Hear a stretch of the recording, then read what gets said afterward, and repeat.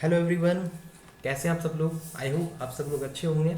Alright, तो बच्चों, जैसा कि मैंने आपको कहा था कि मैं आपके लिए एचसीवी के सॉल्यूशंस लेके आऊँगा। तो मैं आज आपके सामने जो एचसीवी चैप्टर 3 का जो चैप्टर है रेस्ट एंड मोशन, जो कि काइनेमेटिक्स का ही एक चैप्टर है, उसके सॉल्यूशन मैं आपके सामने यहाँ पर रख रहा हूँ। ठीक है, तो I hope you will like it. तो मैं यहाँ पर अभी स्टार्टिंग में सभी चैप्टर्स के पहले सब्जेक्टिव क्वेश्चंस जो हैं अनसॉल्व वाले उनको डिस्कस करूँगा। ठीक है, तो आइए शुरू करते हैं। तो ये रहा आपका क्वेश्चन, यस दिस वन। तो ये है क्वेश्चन नंबर 1। तो ये क्या कह रहा है कि a man has to go 50 metre due north.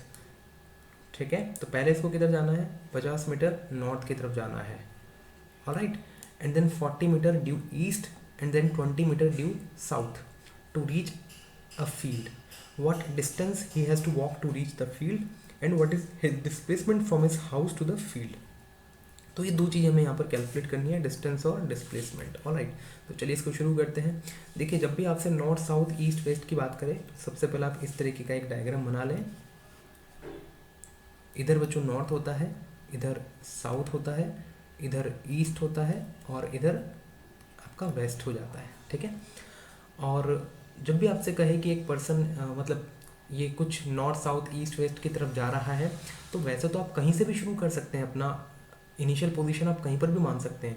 आप यहाँ से चलना शुरू कर सकते हैं, आप यहाँ से चलना शुरू कर सकते हैं, आप यहाँ से चलना शुरू कर सकते हैं, यहाँ से चलना शुरू कर सकते हैं, आपकी मर्जी कहीं से भी कर सकते हैं। ठीक है, बट मैं हमेशा प्रेफर करता हूँ कि मैं स्टार्टिंग में अपने पर्सन या जो ऑब्जर्वर है या फिर जो भी मोशन कर रहा है उसको मैं स्टार्टिंग में ओरिजिन पर मान लेता हूँ। ठीक है, तो सपोज करना कि आपका जो मैन है वो स्टार्टिंग में यहाँ पर है ओरिजिन पर। ऑलराइट, अब ये जो मैन है वो पहले किधर जाता है, 50 मीटर नॉर्थ की तरफ जाता है। तो ये चला गया इधर 50 मीटर नॉर्थ। ठीक है, अच्छा, उसके बाद ये किधर जा रहा है, 40 मीटर ईस्ट। तो यहाँ से अब इसको 40 मीटर ईस्ट की तरफ चलना है, तो मतलब 40 मीटर ईस्ट ये इधर आ गया। उसके बाद फिर जाना है इसको 20 मीटर साउथ। तो साउथ यहाँ से किधर पड़ेगा भाई, नीचे पड़ेगा। तो 20 मीटर ये चला गया साउथ। ठीक है, अब यहाँ पर इसने टोटल, इसको अपन S1 बोल देते हैं, इसको अपन S2 बोल देते हैं, इसको अपन S3 बोल देते हैं। ठीक है, तो ऐसे करके इसने 3 अलग अलग डिस्प्लेसमेंट यहाँ पर कवर किए हैं। पहले O से लेकर के A तक गया है, फिर A से लेकर के B तक गया है और फिर B से लेकर के C तक गया है। ठीक है, अच्छा, अब देखिए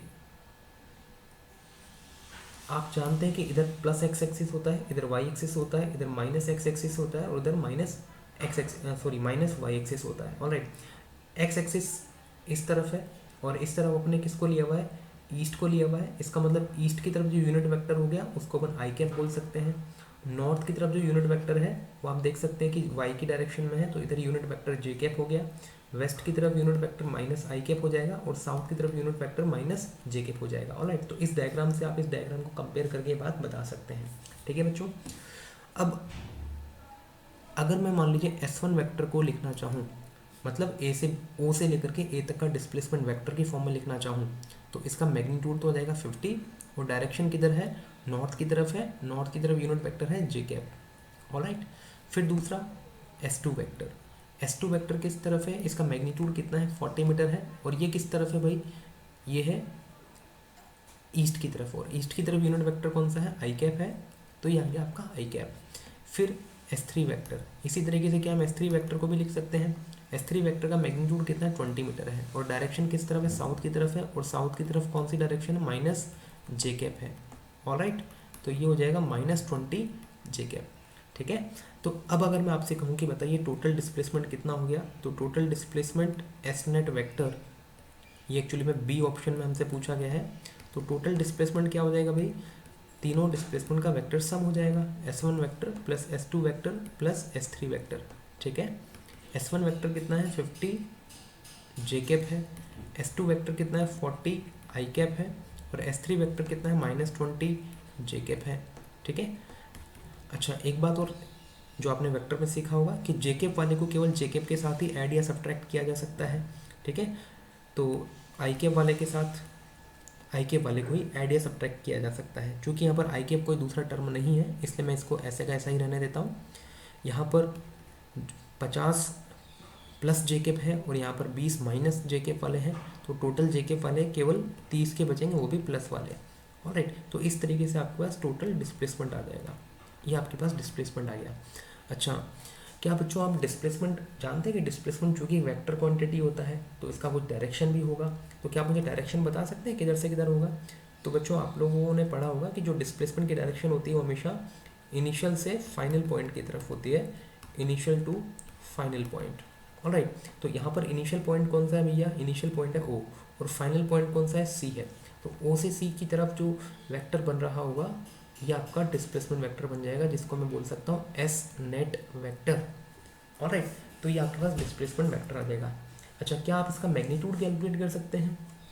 चलिए कैलकुलेट कर लेते हैं इसका मैग्नीट्यूड। इसका मैग्नीट्यूड कितना हो जाएगा भाई?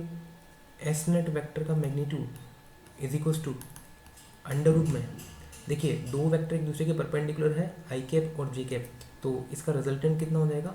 40 का स्क्वायर प्लस 30 का स्क्वायर।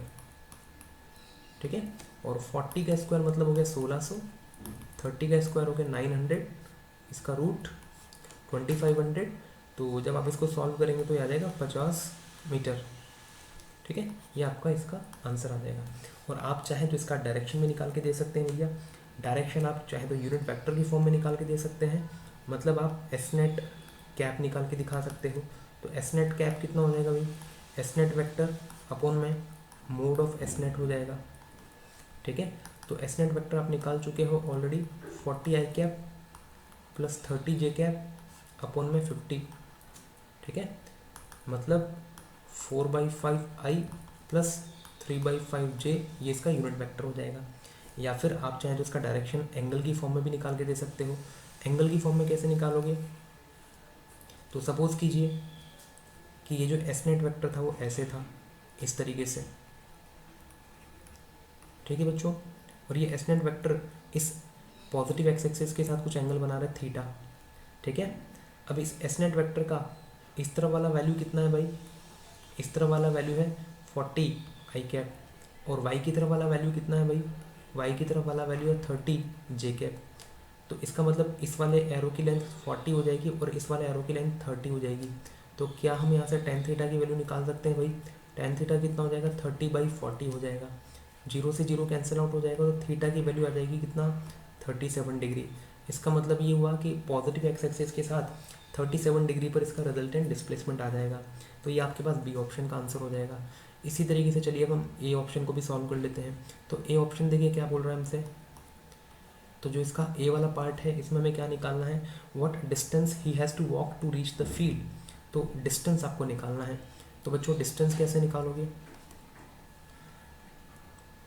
डिस्टेंस, तो देखिए डिस्टेंस निकालने के लिए आप क्या करें, सिंपली हर एक डिस्प्लेसमेंट के केवल मैग्नीट्यूड को ऐड कर दें। देखिए ओ से लेकर के ए तक जब वो जा रहा है तो एक स्ट्रेट लाइन में चल रहा है, और स्ट्रेट लाइन में जब पार्टिकल चलता है तो उसका डिस्टेंस और डिस्प्लेसमेंट दोनों सेम होता है, इसलिए ओ से लेकर के ए तक का जो डिस्टेंस हो जाएगा वो S1 के मोड के बराबर हो जाएगा। इसी तरीके से ए से बी तक जब वो जा रहा है तो डिस्टेंस और डिस्प्लेसमेंट सेम होंगे क्योंकि स्ट्रेट लाइन में चल रहा है। इसी तरीके से जब वो बी से सी तक जा रहा है तो भी स्ट्रेट लाइन में चल रहा है, तो जो डिस्प्लेसमेंट होगा S3 उसका मैग्नीट्यूड बी से सी तक की डिस्टेंस के बराबर हो जाएगा। ऑलराइट, तो यहाँ से आप टोटल डिस्टेंस की वैल्यू निकाल सकते हैं। S1 वेक्टर का मैग्नीट्यूड कितना है भाई? S1 वेक्टर का मैग्नीट्यूड है 50, प्लस S2 वेक्टर का मैग्नीट्यूड कितना भाई? 40 है, और S3 वेक्टर का मैग्नीट्यूड कितना भाई? 20 है। तो यहाँ से आपको आंसर कितना मिल जाएगा? 110 मीटर। तो 110 मीटर इसका टोटल डिस्टेंस कवर्ड हो जाएगा। ऑलराइट, अब बच्चों यहाँ पर एक बात आपने ध्यान से देखी होगी कि जो एस नेट जो अपन ने डिस्टेंस निकाला है, ऑलराइट, ये S net is not equal to S net vector का मोड। मतलब ओ से लेकर के जब वो पूरा सी तक जा रहा है तो जो डिस्प्लेसमेंट हो रहा है उसका मैग्नीट्यूड डिस्टेंस के बराबर नहीं है, क्योंकि ये पूरा का पूरा स्ट्रेट लाइन मोशन नहीं हो रहा है इस वजह से। ठीक है, तो चूंकि स्ट्रेट लाइन मोशन नहीं है कम्प्लीटली, इसलिए पूरी जर्नी का डिस्प्लेसमेंट का मैग्नीट्यूड डिस्टेंस के बराबर नहीं होगा। लेकिन जहाँ जहाँ पर स्ट्रेट लाइन मोशन हो रहा है वहाँ के लिए अपन ऐसा बोल सकते हैं कि डिस्प्लेसमेंट का मैग्नीट्यूड डिस्टेंस के बराबर होगा। ऑलराइट, तो आई होप ये सॉल्यूशन आपको समझ में आया होगा। तो if you like this video then please press the like button and subscribe to my channel and share with your friends also। तो बच्चों जल्दी मिलते हैं नेक्स्ट क्वेश्चन के साथ, और अगर कोई भी डाउट है तो आप कमेंट्स बॉक्स में ज़रूर पूछ सकते हैं। Thank you very much, thank you.